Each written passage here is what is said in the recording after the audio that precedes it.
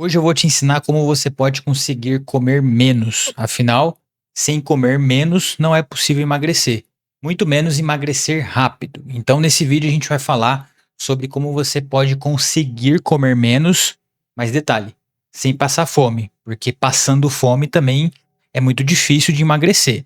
Então, você vai aprender a comer menos sem passar fome para você emagrecer rápido. As 5 dicas ou práticas que eu vou passar aqui, elas têm efeito direto no comportamento alimentar, o que vai influenciar numa menor ingestão de calorias, não de alimentos necessariamente.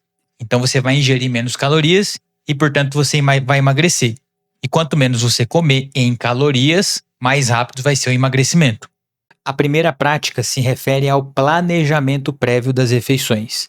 Isso tende a resolver algo muito comum, que é a impulsividade que a maioria das pessoas tem quando vão servir algum alimento, quando desejam algum alimento.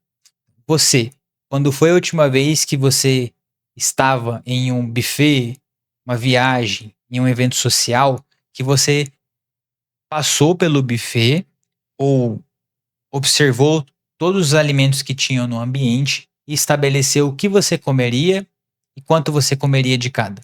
Quando foi a última vez que você fez esse tipo de exercício? Em casa mesmo, quando você sentiu vontade de comer algo que não está na sua rotina habitual e aí você pensou, eu vou comer apenas X.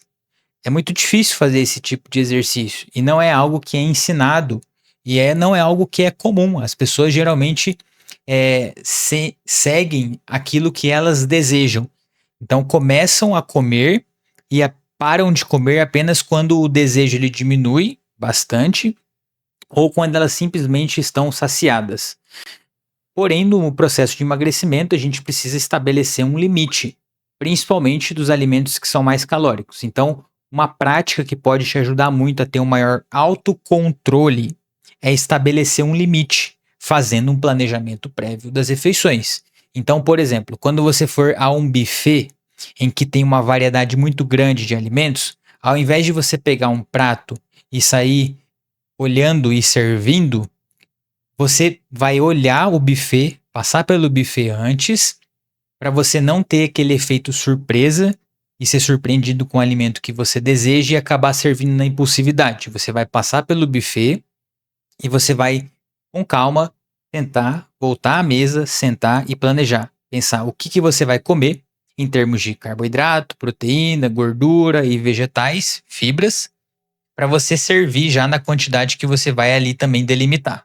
Então, vou servir 1/4 do prato de arroz, 1/4 do prato de feijão, 1/4 do prato de vegetais e 1/4 do prato de proteínas. Pronto, você estabeleceu um planejamento prévio com um limite de quantidade. Esse comportamento ele tende a ser muito benéfico para o processo de emagrecimento, bem como para a manutenção do emagrecimento.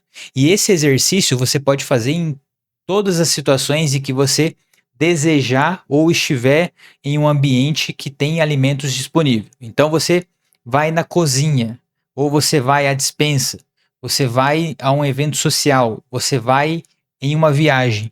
Sempre que você for se alimentar, é interessante que você, primeiro, observe o que tem disponível.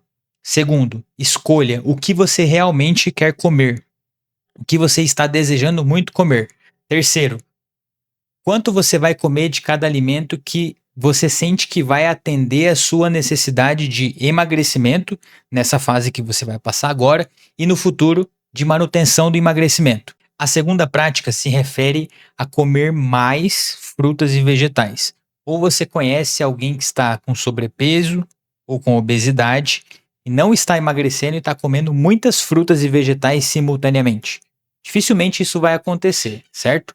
Isso porque quando a gente come mais frutas e vegetais, que são alimentos baixíssimos em calorias, a gente vai estar comendo um grande volume, porém poucas calorias, o que vai fazer com que a gente diminua o consumo de outros alimentos, geralmente alimentos que têm mais calorias, industrializados, até mesmo arroz, dentre outros alimentos como pães.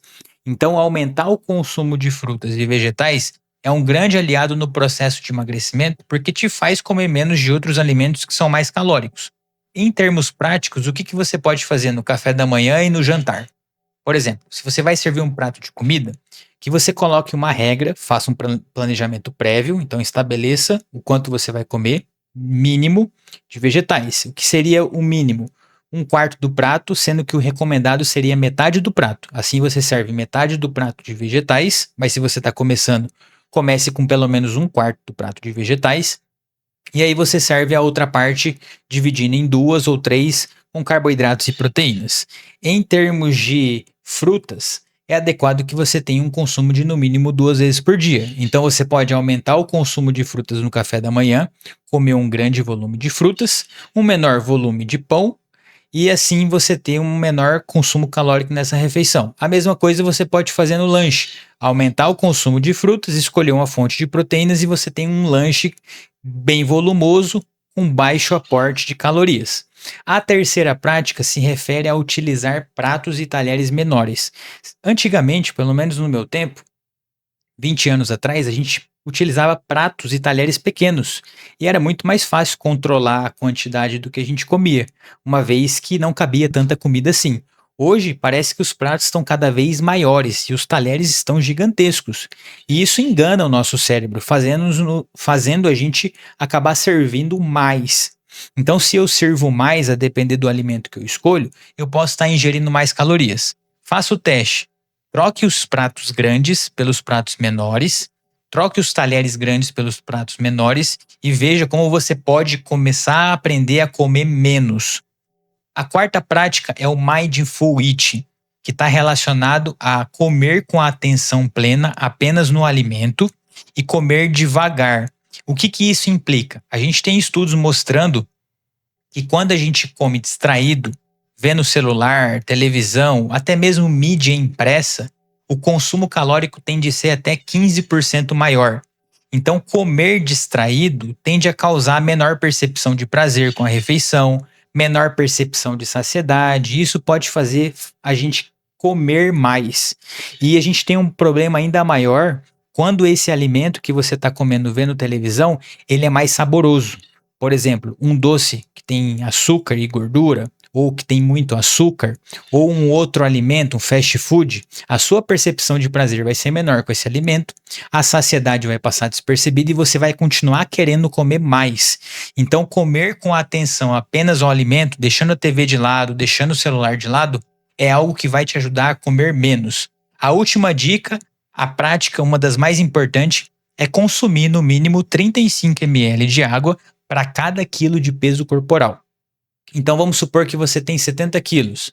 Você precisa multiplicar 35 ml vezes 70 quilos para você achar o mínimo de água que você vai consumir no dia. Por que isso? Porque quando a gente consome menos água do que a gente precisa, a gente começa a entrar num estado de desidratação.